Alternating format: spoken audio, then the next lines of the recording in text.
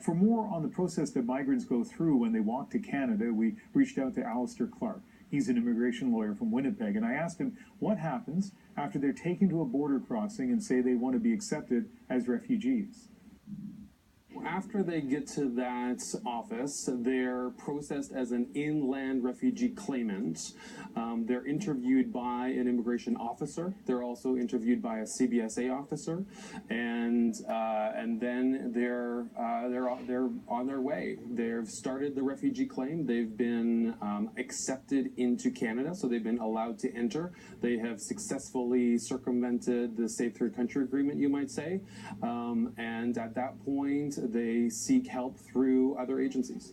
And that agreement you're talking about is something that came out in the early 2000s that generally prohibits a refugee claimant coming into Canada from the United States.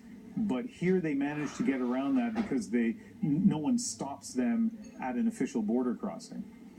If their first point of contact is with an RCMP officer, then they are deemed to have entered Canada at that point.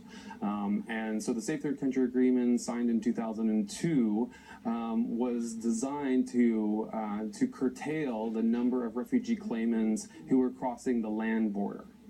And right now in Manitoba, the wait for the hearing, the refugee determination hearing, is about, what, 6 weeks?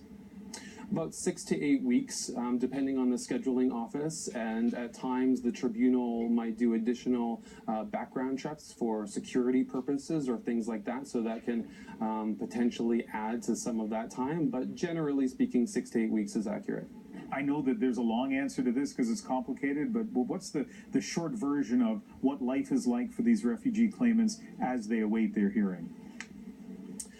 So for the most part, they're focused on preparing for the hearing. So they are gathering documents, they are going through the forms, they're finding housing, they're figuring out transportation systems, they're struggling with the language, and thankfully, I mean, here we have quite a robust social services system helping them out.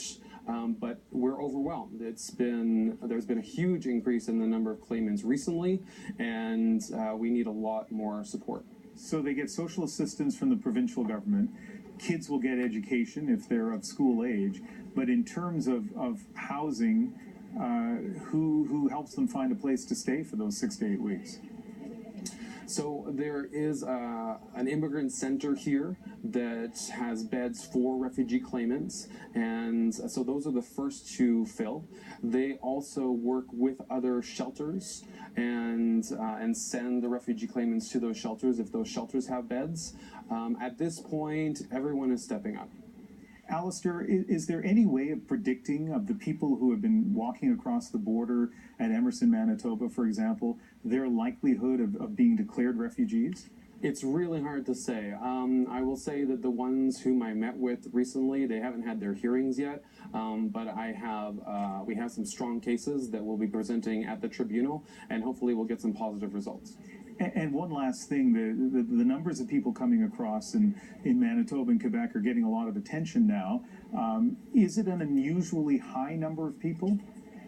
Yes, there has certainly been an increase over the past couple months of the number of refugee claimants coming across the border. And I guess I'll leave you with this. What should Canadians be, how should, based on your experience here, how should people be reacting to what's going on?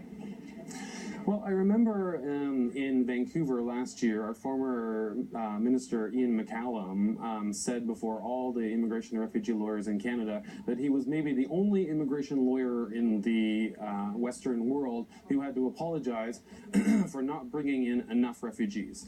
And so here we are, and they're coming in, and so all of those folks out there who want to support refugees, who were doing private sponsorships, for example, we can all step up and help those who are coming across the border. Alastair Clarke in Winnipeg, thank you very much for speaking with us.